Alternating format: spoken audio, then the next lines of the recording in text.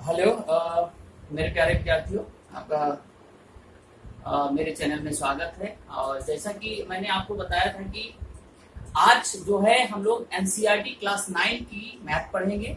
तो आज हम लोग पढ़ेंगे एनसीईआरटी के सिलेबस के अनुसार एनसीईआरटी क्लास 9। इसलिए चैप्टर है बेटा आपका लाइन एंड एंगल। क्या है? Line and angle. इसको ध्यान रखिएगा। आज हम लोग लाइन एंड एंगल की बात करेंगे। ये आपने पिछली क्लासों में भी पढ़ा है। अगर थोड़ा सा देखा जाए तो आप जो लोअर क्लासेस हैं वहां पे भी आपका इंट्रो इससे हुआ है, तो ज्यादा हार्ड नहीं है। अगर आप ध्यान से समझेंगे तो बड़े आसानी से इसको आप समझ सकते हैं। देखिए होता क्या है, आपने जब लाइन का डिफिनेशन पढ़ा था तो आपने कहा था सर जो लाइन होता है उसमें न कोई स्टार्टिंग पॉइंट होता है और न कोई एंडिंग पॉइंट होता है। लेकिन अगर हमें कहें कि मान लीजिए आप कोई लाइन था और इसका एक पोर्शन आपने यहाँ से काट दिया, इसको ए बी कर दिया, तो ये जो पोर्शन होता है जो आप इसको लिखते हैं ए बी की तरह से, ये एक लाइन सेगमेंट बोला जाता है। लाइन सेगमेंट में क्या होता है, जब लाइन सेगमेंट का डिफिनेशन क्या होता है पहले तो आप समझ लीजिए। लाइन सेगमेंट का डिफिनेशन बेसिकली होता है जिसके दो पॉइंट्स होते हैं। मतलब अगर ए बी लिखा हुआ है तो एक पॉइंट ए होगा और एक पॉइंट बी होगा, जिसके दो पॉइंट होंगे वो आपका लाइन सेगमेंट होगा। लेकिन अगर कोई लाइन का डिफिनेशन पूछे तो लाइन में ना ही एंडिंग पॉइंट होता है और ना ही इनिशियल पॉइंट होता है। लेकिन ध्यान रखिएगा, लाइन सेगमेंट में दो पॉइंट होते हैं। आपने जब लाइन सेगमेंट की बात कर लिया है तो आप एक चीज बताइए, एक होता है रे। रे किसे करते हैं? जब रे को इस तरह से दिखाते हैं जिसका मतलब एक पॉइंट डायरेक्शनल है और एक पॉइंट इसका फिक्स है और एक पॉइंट इसका फिक्स नहीं होता है। इसका मतलब रे इस तरह से आप दिखाएंगे जिसका एक पॉइंट फिक्स होगा और एक लाइन फिक्स नहीं होगा, उसको हम लोग रे करते हैं। क्योंकि जब आप एंगल का डिफिनेशन देते हैं तो एंगल के डिफिनेशन में कहीं ये नहीं कहा जाता कि the slope of the two line, वो लिखा जाता है slope of the two raise.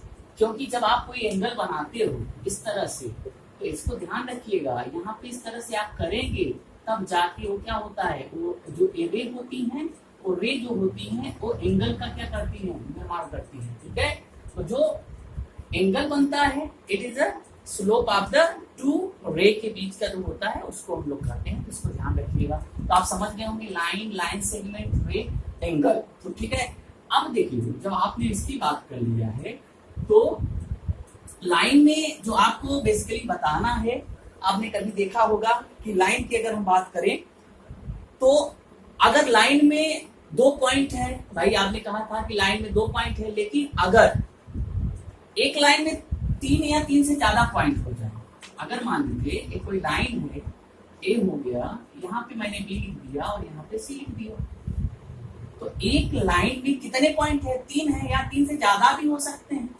3 या 3 मोर देन। तो इन सब पॉइंट को कोलिनियर पॉइंट करते हैं। क्या करते हैं बेटा? कोलिनियर पॉइंट करते हैं। That means collinear point is such that point which are in a line more than 3 are, हाँ मोर देन 3 कर सकते हो, इससे ज्यादा आपको नहीं करना है। ठीक है, तो अगर आपसे कोई पूछे कि सर कोलिनियर पॉइंट्स क्या होते हैं तो आप बेसिकली क्या डिफाइन करेंगे सर? एक लाइन में 3 या 3 से ज्यादा अगर पॉइंट है उन्हें हम लोग कोलिनियर पॉइंट करते हैं। ठीक है, चलिए नेक्स्ट जो है आपका है, अब एंगल की बात करते हैं। जो एंगल है वो कितने टाइप के होते हैं? तो एंगल को ध्यान से समझना है। जो हमारे एंगल होते हैं, अभी एंगल का डिफिनेशन हमने आपको दिया कि सर एंगल जो होता है it is the slope between the two रे। अब एंगल जो होता है, अगर आपने देखा होगा एक्यूट एंगल, एक्यूट एंगल होता है, राइट एंगल होता है, right angle, obtuse angle, obtuse angle, acute angle, right angle, obtuse angle, straight angle, straight angle, reflex angle, reflex angle। तो इसकी एंगल को पहले बात करेंगे ये होते क्या है। देखो एक्यूट एंगल क्या होता है? एक्यूट एंगल एक्चुअली में क्या होता है, जो 0 to 90 डिग्री के बीच में होता है। जो 0 डिग्री से 90 डिग्री के बीच में होता है उसको हम लोग एक्यूट कहते हैं। राइट एंगल हमेशा कितना होता है? 90 डिग्री होता है। ऑब्ट्यूस एंगल कितना होता है? ऑब्ट्यूस एंगल जल्दी से बताइए। ऑब्ट्यूज एंगल जो 90 टू 180 के बीच में होता है उसको हम लोग ऑब्ट्यूज एंगल कहते हैं। स्ट्रेट एंगल जिसकी वैल्यू 180 डिग्री के बराबर होता है, और रिफ्लेक्स एंगल जो कि 180 टू 360 डिग्री होता है। 360 के बराबर नहीं होना चाहिए, 360 से कम होना चाहिए, तो इसे हम लोग रिफ्लेक्स एंगल कहते हैं। और एक होता है कंप्लीट एंगल, इसको भी आप याद रखिएगा, जिसका वैल्यू 360 डिग्री होता है उसको हम लोग कंप्लीट एंगल में रखते हैं। ठीक है, तो आपका क्या क्या मैंने बताया आपको, acute angle, right angle, obtuse angle, straight angle, reflex angle and complete angle. इस तरह से आपको ध्यान देना है कि इतने एंगल हमारे होते हैं। ठीक है, अच्छा, अब इसी की श्रेणी में एक आता है complementary angle and supplementary angle. तो कंप्लीमेंट्री एंगल क्या होता है, कंप्लीमेंट्री एंगल, कंप्लीमेंट्री एंगल, फिर उसके बाद अगर आप कहेंगे तो सप्लीमेंट्री एंगल, सप्लीमेंट्री एंगल। ठीक है, ऐसे भी लिख सकते हैं सप्लीमेंट्री एंगल। अच्छा, ये क्या होते हैं, देखिए अगर कंप्लीमेंट्री की बात करेंगे तो दो कोणों का मतलब sum of the two angle is equal to 90 degree, then it is called as the complementary angle, and if the sum of the two angle is 180 degree, then it is called as the supplementary angle। मतलब complementary angle is alpha plus beta equal to 90। मान लीजिए आप एक angle alpha लिए हैं और एक angle beta लिए हैं, तो sum of the two angle is 90 degree and sum of the two angle is 180 degree, then it is called a supplementary angle। तो ध्यान रखिएगा, जैसे अगर हम आपसे कहें कि सर एक एंगल 45 डिग्री है और उसका कंप्लीमेंट्री कितना होगा, तो आप तुरंत 90 में 45 को माइनस कर दीजिए, तो 45 इसका कंप्लीमेंट्री हो गया। ठीक है, अगर सप्लीमेंट्री पूछा है कि सर एक एंगल 60 डिग्री है तो इसका सप्लीमेंट्री क्या होगा, तो 180 में आप 60 माइनस कर दीजिए, 120 हो गया, तो इसका क्या हो गया, सप्लीमेंट्री हो गया।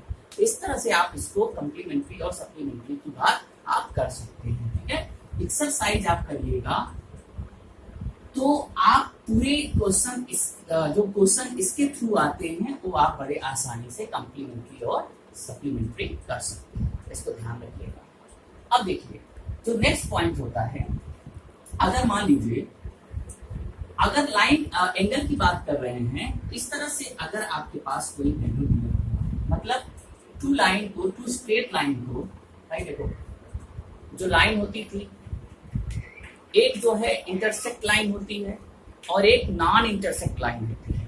ध्यान रखिए, एक होता है इंटरसेक्ट लाइन, इंटरसेक्ट लाइन का मतलब इस तरह से, और नॉन इंटरसेक्ट लाइन का मतलब, इंटरसेक्ट लाइन का मतलब होता है जो पैरेलल हो, ऐसे हो, ऐसे हो, इस तरह से।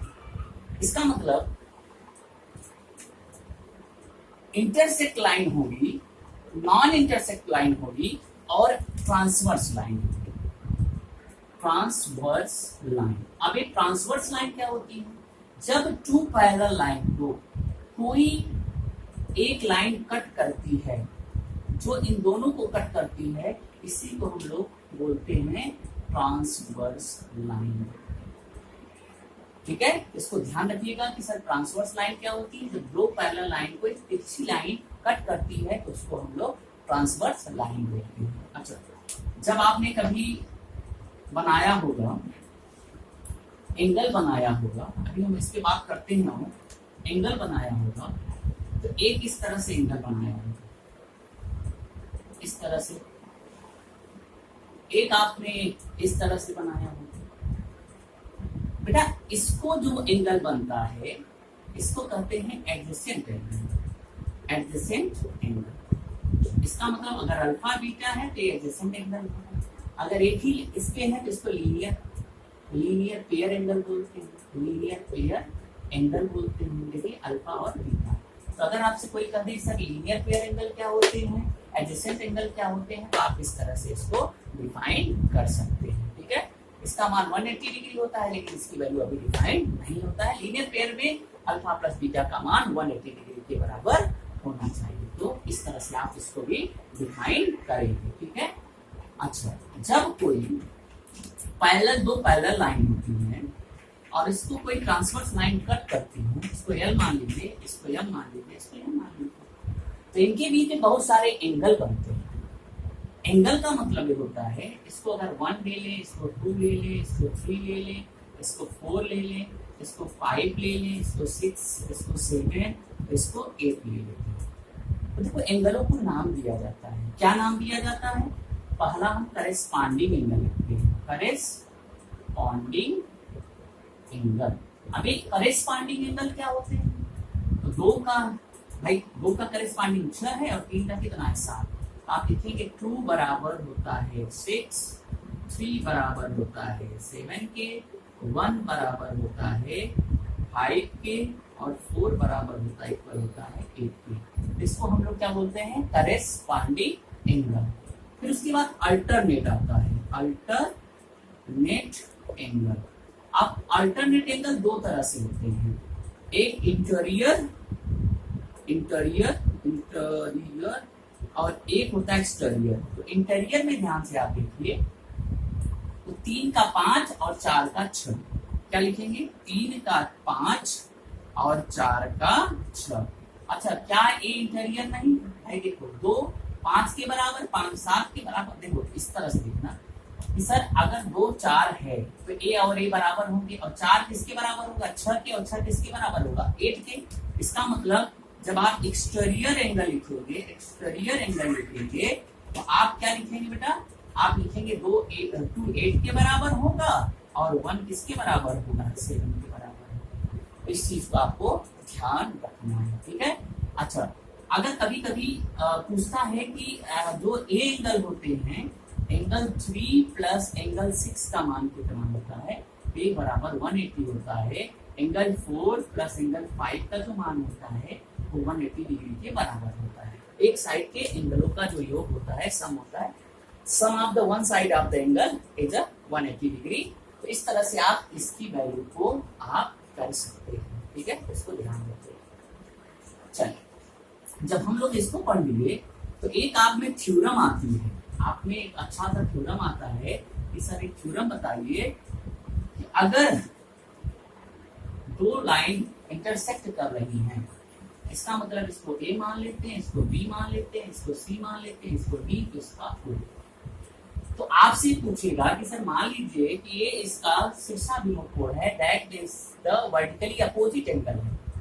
अब ये वर्टिकली अपोजिट एंगल है, जैसे उस ग्राफ में भी अगर आपने देखा होगा तो यहाँ पे भी जो एंगल 1 2 3 और मैंने 4 5 6 7 8 डिफाइन किया था, इसका वर्टिकली अपोजिट ए होता है, इसका ए होता है, इसका ए होता है, इसका ए होता है, वर्टिकली अपोजिट है। तो अगर आपको ये कहना है कि सर प्रूफ दैट, आपको प्रूफ करना है, थ्योरम भी है आपके बुक में, proof that angle AOC is equal to angle DOB। जैसे मैंने AOC को लिखा है वैसे आप DOB को भी लिख सकते हैं। ऐसे भी प्रूफ कर सकते हैं AOD बराबर COB, ठीक है। तो हम इसको ही प्रूव कर देते हैं, आप वैसे भी कर लीजिएगा। अच्छा, आपने क्या लिया है? प्रूव करना है AOC बराबर DOB। अब आप एक काम करिए कि आप लिखिए, इसके प्रूफ के लिए आपको चाहिए AOD, angle AOD plus angle AOD plus angle AOC बराबर 180 डिग्री। Equation number 1। भाई ये स्ट्रेट लाइन है और इसका पूरा जो मान होगा 180 डिग्री होगा। सेम सिमिलरली आप इस वाली लाइन को ले लीजिएगा, इस वाली। आप ध्यान से देखिए, आपको जो प्रूफ करना है वो ए वाला इसको प्रूफ करना है। तो आपने एक बार इसको लिया है और एक बार इसको, तो आप दूसरी बार जब इसको और इसको लेंगे तब वो आएगा। इसका मतलब आप लिखेंगे AOD प्लस DOB बराबर 180 डिग्री। Equation number 2। भाई इस तरह से AOD और DOB भी क्या हो गए? 180 डिग्री के इक्वल हो गए। अब इक्वेशन 1 2 को लेफ्ट वाला लेफ्ट से, भाई देखो 180 है तो आप इसको बराबर लिख सकते हैं। इसका मतलब आप लिख सकते हैं AOD प्लस AOC बराबर, इसको लिख लीजिए, ये क्या लिखा है भाई? AOD लिखा होगा, AOD प्लस DOB। तो यहाँ लिखेंगे angle AOD plus angle DOB। हो गया। अब देखो AOD से AOD कट गया तो एंगल AOC बराबर एंगल DOB हो गया, और यही आपको क्या करना था, प्रूफ करना था। इस तरह से आप अपने इस थ्योरम को, थ्योरम आता है कि prove that the vertically opposite angle are same, ठीक है, चाहे ये दिया हो चाहे, जैसे जब आप इसको कर रहे थे तो इसको लिए थे और इसको लिए थे। जब आप इसको प्रूफ करेंगे ए वाला और ये वाला लीजिए, आपका वैल्यू आ जाएगा, ठीक है। इस तरह से आपको करना है। और भाई क्या है आप में, और तो कुछ है नहीं ज्यादा, तो इतने में ही आपका पूरा सिलेबस है। और नेक्स्ट क्लास में जो है जब हम लोग कल मिलेंगे, गूगल मीट में मिलते हैं, तो उस पे हम लोग एक्सरसाइज करेंगे। इसको पढ़िएगा और कल मिलते हैं exercise. Thank you very much.